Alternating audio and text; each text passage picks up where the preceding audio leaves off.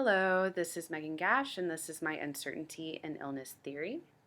So, I'm going to be telling you a little bit about the middle range theory I was able to read about this week.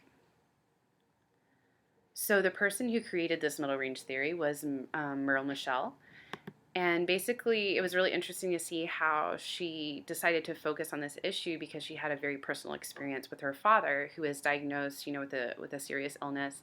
And she noticed how he had a very difficult time just understanding what was happening with his body, understanding, how this was changing his life, basically. And so this really brought the concept of uncertainty into focus for her.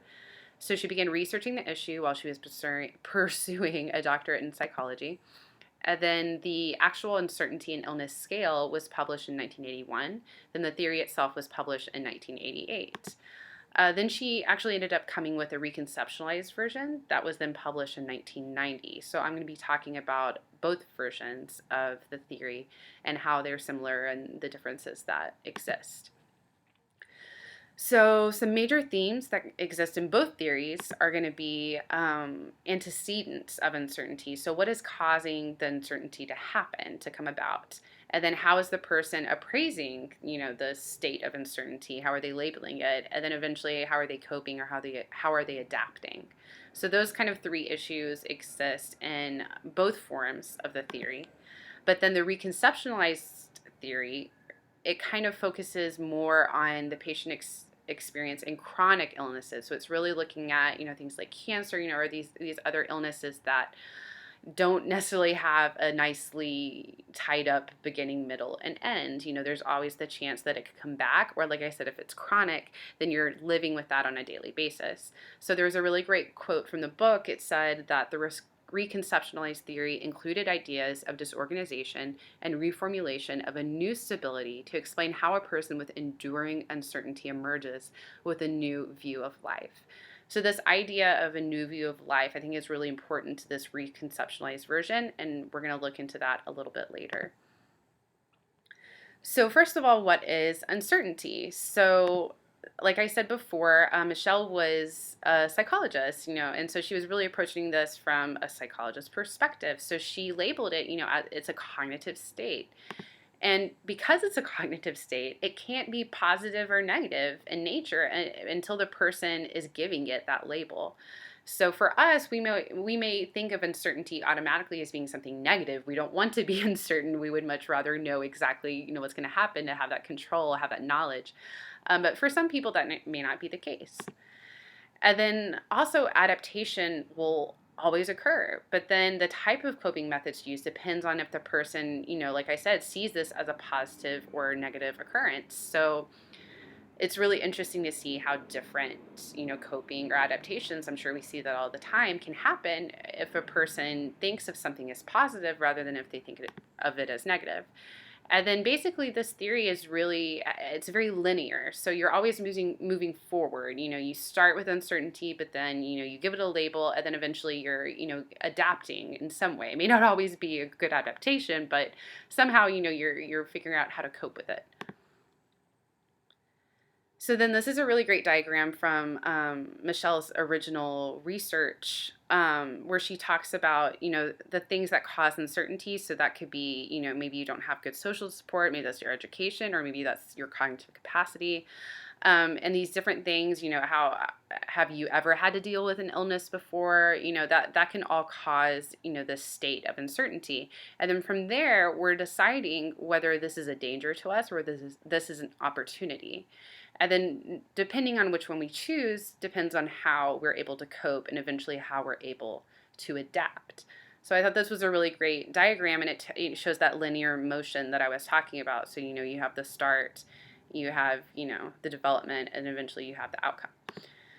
So then when we look at the reconceptualized version, it was really interesting because how she was able to connect this, to include chronic illnesses and more complex diseases like cancer. She used chaos theory to better understand this and to better understand how humans naturally want control and order, and how, that's not life. That's not, naturally what happens all the time.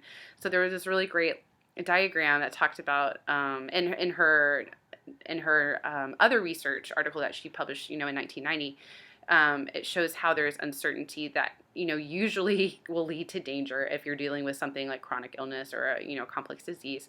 But then over time, that will develop into, opportunity. And so this is when I said there can be there can be some cycles. Maybe you start to move towards opportunity, but then you're looping around back. This is definitely a process. It's not as streamlined. It's not as linear as the version before, because we're dealing with something like we said, this is perpetual. This is every day. This doesn't have a neat beginning and end. This is something that you're constantly living with. So then how do we apply this middle range theory to music therapy?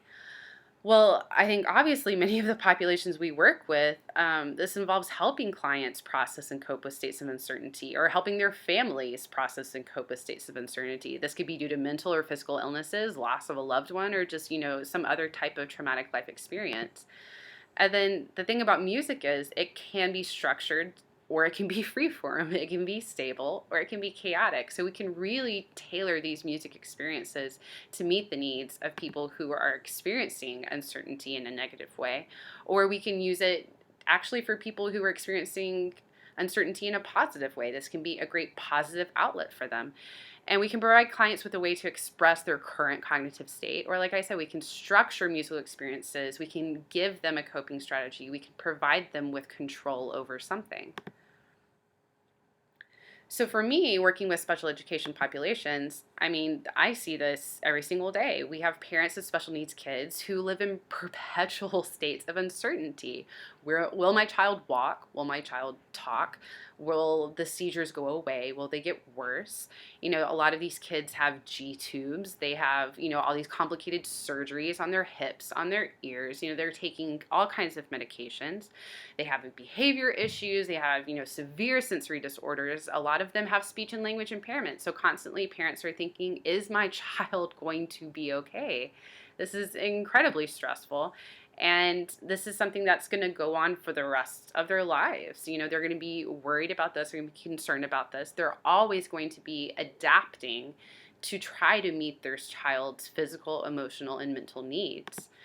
So music therapists, I think, all therapists, but, for us who are working with this, population, or, working with people who have severe, needs and, medical issues, we need to understand that, these parents, these families will probably view their situation as a danger. They can ultimately view it as an opportunity, but we need to be patient and take the time to understand where they are.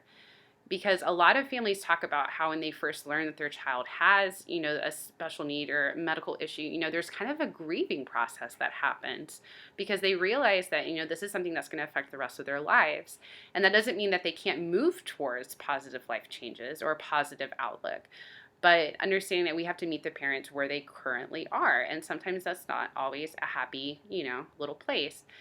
And I think, too, understanding that, we may have a great positive outlook on a child with a special need, but the parent is the one who's going to have to go home with them, who's going to have to be with them for the rest of their lives, who's, this little kid is going to grow up to be an adult, and the parent might still be taking care of them. So I think we need to have a lot of grace when working with these kind of families, and understanding that uncertainty is natural, and it's something that isn't, necessarily permanent. There are things, like we saw in the theory, that can help move it forward to something positive, but that, this is a very real issue for a lot of people. So these are the references that I used. I found a couple of research articles that talked about how this theory was used, and, to deal with different illnesses, different diseases. So I thought that was really interesting, so I included that. And then also I have there the 2 original research articles by Michelle. So yeah, that's pretty much my presentation, and thank you so much for listening.